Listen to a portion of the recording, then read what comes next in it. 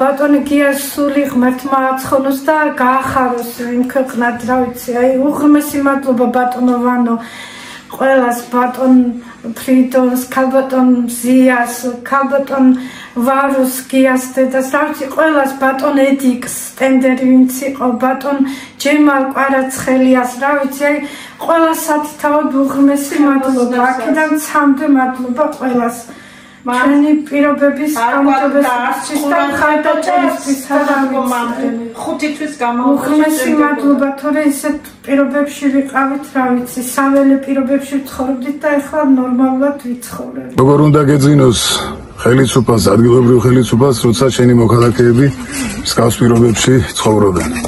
12 წლის განმავლობაში ორი სახლი რო აეშენებინათ, მუნიციპალიტეტში ეს პრობლემა აღმოფხვრილი იქნებოდა. შარშან დავიწყეთ ამ პროგრამაზე მუშაობა, ორი ოჯახი დაკმაყოფილდა აი საშინელ მდგომარეობაში გაუსაძლებს, როცა ვამბობ გაუსაძლებს, გულისხმობს საფრთხის შემცვლას, სიცოცხლის საფრთხის შემცვლას. შეიძლება თავზე ჩამოიქცეს წერი და შეიწეროს ჩვენი მოქალაქე შეიწეროს. კომისია ძალიან ნაყოფიერად მუშაობს, მიიღო გადაწყვეტილება ამ ოჯახის დაკმაყოფილებაზე და კაპიტალური შენობით, ნაგებობით ეს ოჯახი დაკმაყოფილდება. ჩვენ ამ პროგრამას გავაგრძელებთ ძალიან გამჭვირვალედ. აი ჩემი ადგილზე გასვლის მიზეზიც ის არის, რომ მოქალაქეებს დავანახო თუ რა კატეგორიის ადამიანებს ეხმარებით. და ემედია ნაყოფიერი მუშაობით რამოდენიმე წელიწადში ჩვენ ამ პრობლემას აღმოვხვრით. რა თქმა უნდა, ჩვენ ვაგრძელებთ გიას დაწყებულ გზას და ეს სახლის სწორედ პირველი გადაწყვეტილება იყო გიას მიღებული. ჩვენ რა თქმა უნდა ბოლომდე მივიყვანეთ მისი დაწყებული საქმე და დღეს ძალიან ბედნიერები არიან აქაური მოსახლეები. ყველაფრით დაგვაკმაყოფილეს, ძალიან დიდი კმაყოფილები ვართ. კიდევ ბევრი გაჭირებული გაეხარებინოთ ამ პროექტით. ჩვენ ვხედავთ როგორი კონტრასტი არის ძველ საცხოვრებელსა და ახალ სახლს შორის. რა პირობებში უწევდათ ჩვენს ძვირფას თანამოქალაქეებს ცხოვრება, როგორი პრაქტიკულად რა ვიცი ნახევრად განადგურებული სახლია, ძალიან ძველი და ამორტიზებული და აქ ცხოვრება მარტო არაკომფორტული კი არ იყო, პრაქტიკულად სიცოცხლის საფრთხის შემცველი იყო, ხო?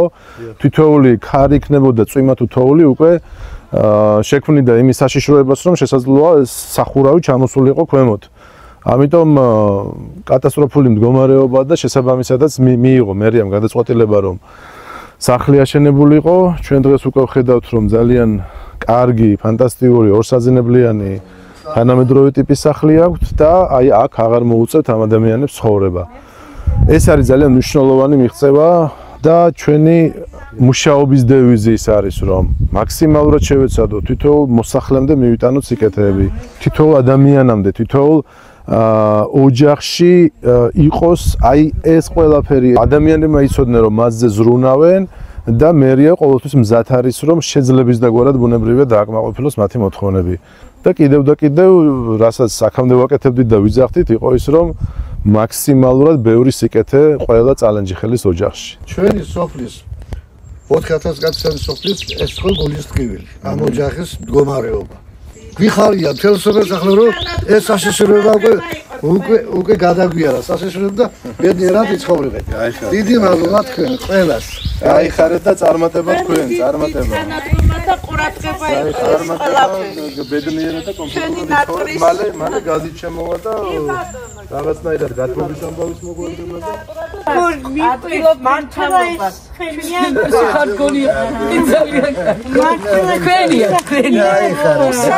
გახარებულები ვართ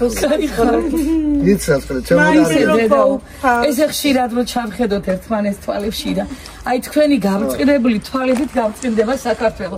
ასეთი ადამიანების გაბრწყინებული თვალებით გაბრწყინდება. ამინ. მე ძალიან მიხარია რომ თქვენ ასე ძალიან დიდი მადლობა. სადაც სიდამკლეში ყოფნა და სადაც